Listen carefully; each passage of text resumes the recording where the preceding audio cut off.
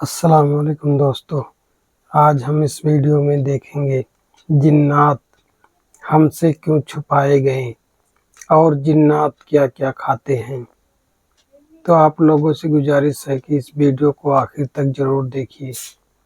ناظرین، ہم انسانوں کے علاوہ ایک اور مخلوق ہے جو ہر وقت ہمارے ساتھ رہتی ہے اور ان کی تعداد ہم سے کئی گنا زیادہ ہے۔ ان کو ہم جناتوں کے نام سے جانتے ہیں اور یقیناً آپ نے جناتوں کے بارے میں آج سے پہلے بھی بہت سی جانکاریاں سنی ہوں گی، لیکن یہ جناتوں کے اوپر بنائی جانے والی اب تک کی سب سے زیادہ انفارمیٹو ویڈیو ہے۔ ناظرین، کیا آپ جانتے ہیں جناتوں کی کتنی قسمیں ہوتی ہیں اور کیا جنات بھی ہم انسانوں کی طرح ہی کھاتے پیتے ہیں؟ اور اگر یہ بھی ہم انسانوں کی طرح کھاتے پیتے ہیں تو آخر یہ کیا کھاتے ہیں؟ ان کی دنیا کہاں موجود ہے اور ان کی دنیا کیسی ہے؟ تو آج ہم جناتوں کے حوالے سے پوری جانکاری آپ کو دیں گے۔ ناظرین، ہم انسان اور فرشتوں کے علاوہ اللہ پاک نے ایک ایسی مخلوق کو پیدا فرمایا ہے جسے ہم جناتوں کے نام سے جانتے ہیں۔ ان کی اپنی ایک الگ ہی دنیا ہوتی ہے۔ ان میں بھی ہم انسانوں کی طرح سوچنے سمجھنے کی صلاحیتیں ہوتی ہیں۔ یہ بھی اپنی مرضی سے اچھے اور برے راستے کا اختیار کر سکتے ہیں۔ انہیں جن اس لیے بولا جاتا ہے کیونکہ انہیں ہم اپنی آنکھوں سے نہیں دیکھ سکتے ہیں۔ اللہ تعالیٰ ارشاد فرماتا ہے کہ جن اور اس کی اولادیں تمہیں ایسی جگہوں سے دیکھ سکتے ہیں جہاں سے تم انہیں نہیں دیکھ پاتے۔ اللہ نے جنوں کو آگ کی لپٹ سے پیدا کیا ہے۔ چنانچہ حضرت عبداللہ ابن عباس رضی اللہ تعالیٰ عنہ ارشاد فرماتے ہیں کہ جناتوں کو اللہ نے بہت ہی سرخ اور صاف آگ سے پیدا کیا ہے۔ وہیں ایک روایت میں ہے کہ جناتوں کو اس آگ کے شعلے سے پیدا کیا گیا ہے جو کہ کالے ہوتے ہیں۔ لیکن دوستوں، اس بات کو سن کر اکثر ہم یہی سوچتے ہیں کہ آگ تو ایک ایسی چیز ہے جو ہر کسی کو جلا کر راکھ کر دیتی ہے۔ پھر آگ سے کسی چیز کو کس طرح سے پیدا کیا جا سکتا ہے؟ ہر چیز کو بنانے کے لیے کسی نہ کسی مادے کی ضرورت پڑتی ہے اور آگ کی اپنی کوئی بھی ٹھوس شکل نہیں ہوتی، تو پھر جناتوں کو آگ سے کس طرح سے پیدا کیا گیا ہے؟ تو دوستوں، آپ اور ہم بہت اچھی طرح سے جانتے ہیں کہ اللہ تعالیٰ ہر چیز پر قدرت رکھتا ہے اور وہ آگ پر بھی زندگی قائم کر سکتا ہے۔ بے شک اللہ نے ہی اپنی قدرت سے جناتوں کو وجود بخشا ہے۔ اللہ تعالیٰ ارشاد فرماتا ہے کہ ہم نے جنوں کو آگ کی لپٹ سے پیدا کیا۔ اس کے علاوہ بات کی جائے جناتوں کی پیدائش کی تو ان کی پیدائش ہم انسانوں کی پیدائش سے پہلے ہوئی تھی، لیکن سوچنے والی بات یہ ہے کہ آخر ان جناتوں کو ہم انسانوں سے کتنے سال پہلے پیدا کیا گیا تھا؟ تو ناظرین، اس بارے میں بعض علماء کا کہنا ہے کہ اللہ نے جناتوں کو ہم انسانوں سے 2000 سال پہلے پیدا کیا تھا۔ یہ جن زمین پر رہتے تھے جبکہ فرشتے آسمان پر۔ اللہ نے جناتوں کو زمین پر آباد کیا اور فرشتوں کو آسمان پر۔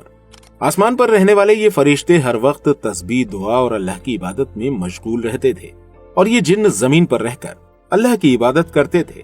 لیکن اللہ پاک نے انہیں سوچنے سمجھنے کی صلاحیتیں دی تھی جس کے ذریعے یہ اچھا اور برا راستہ چن سکتے تھے۔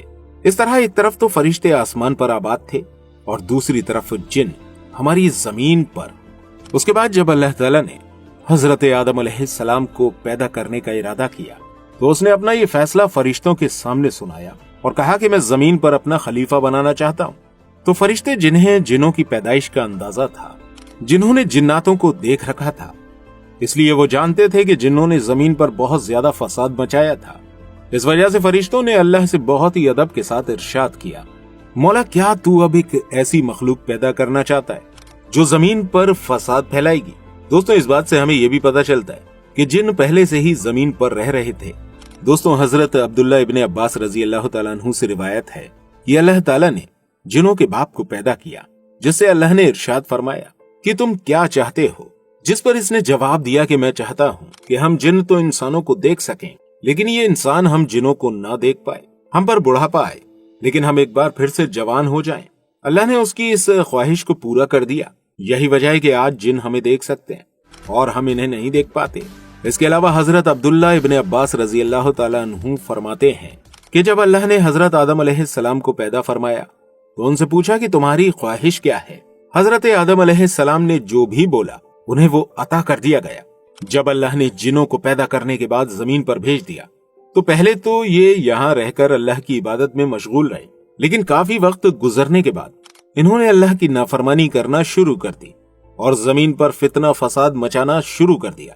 ان جنوں میں ایک بادشاہ ہوا کرتا تھا جس کا نام یوسف تھا، لیکن جنہوں نے اپنے بادشاہ یوسف کو قتل کر دیا۔ یہ سب دیکھ کر اللہ نے آسمان سے فرشتوں کی ایک فوج کو زمین کی طرف روانہ کر دیا۔ اس میں ابلیس بھی شامل تھا और इसे ही इस पूरी फौज के ऊपर मुकर्रर कर दिया गया। ये फौज जमीन पर आई और उसने जिन्नों की औलाद को पूरी तरह तबाह कर दिया और इन्हें जमीन से निकालकर समुद्र के टापू में खदेड़ दिया गया। इसके बाद इब्लीस और इसकी फौज इस जमीन पर आबाद हो गई। इब्लीस और उसकी ये फौज आदम अलैहिस्सलाम की पैदाइश से 400 साल पहले जमीन में रह रही थी। बात की जाए जिनों की किस्मों की, तो उलेमा का कहना है कि जिनों की भी कुछ किस्में होती हैं, जिसमें सबसे पहले नंबर पर आने वाले जिन को जिनी भी कहा जाता है। दूसरे नंबर पर आते हैं वो जिन जो हम इंसानों के साथ रहते हैं, जैसे आमिर के नाम से जाना जाता है। तीसरे नंबर पर वो जिन आते हैं जो बच्चों को परेशान करते हैं, और फिर आते हैं खबीस और परेशान करने वाले जिन, जिन्हें शैतान कहा जाता है। सबसे आखिर में वो जिन आते हैं जिनकी बदमाशी और शरारत की कोई हद ही नहीं होती। इन जिनों को इफरीत के नाम से जाना जाता है। जिनों की एक और किस्म है जिसको अलगोल के नाम से जाना जाता है। ये जिन रेगिस्तानों वगैरह और वीरान इलाकों में रहते हैं और इनका काम भी लोगों को परेशान करना ही है। दोस्तों, शैतान जिनों की भी एक किस्म है जो कि सबसे ज्यादा खबीस और सबसे ज्यादा लोगों को परेशान करने वाले होते हैं। उन्हें भी शैतान कहकर बुलाया जाता है। इसके अलावा दोस्तों, हमारे प्यारे आका हुजूर सल्लल्लाहु तआला अलैहि वसल्लम ने फरमाया कि जिनों की 3 किस्में होती हैं, जिनमें एक किस्म वो है जो हवा में उड़ते हैं, दूसरी किस्म वो जो सांप और कुत्तों की शक्ल इख्तियार कर सकते हैं, और तीसरी किस्म वो जो सफर और कयाम करते हैं, यानी कि ये हम इंसानों की तरह सफर करते हैं।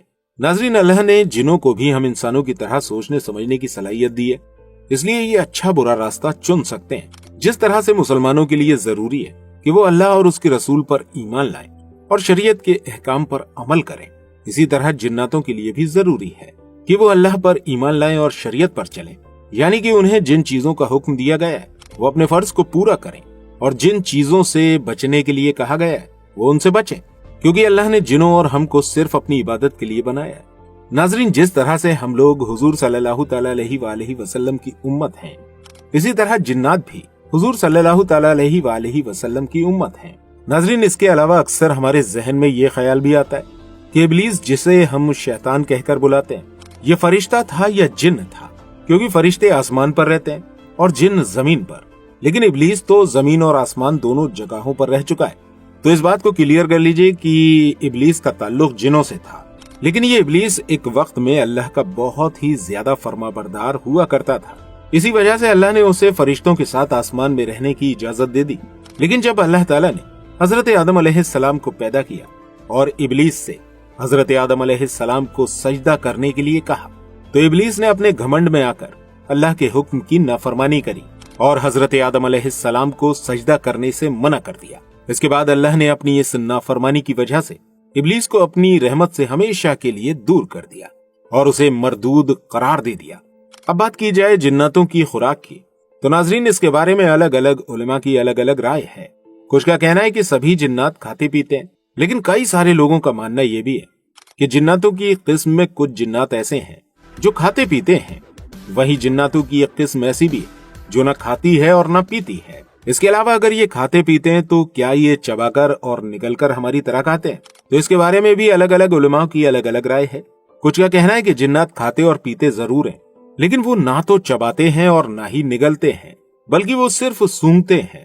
इसके अलावा कई सारे उलेमा का मानना है कि जिन्नात जो खाते हैं वो चबाते भी हैं और निगलते भी हैं, क्योंकि मुस्लिम शरीफ की हदीस है कि हजरत अब्दुल्ला इब्ने मसूद रजी अल्लाह तआला अन्हु ने इरशाद फरमाया कि अल्लाह के रसूल हुजूर सल्लल्लाहु तआला अलैहि वसल्लम इरशाद फरमाते हैं कि तुम इंसान खाना खाते वक्त हड्डी वगैरह को ना खाओ, क्योंकि ये तुम्हारे भाइयों यानी जिनों की ग़िज़ा है और खाना है।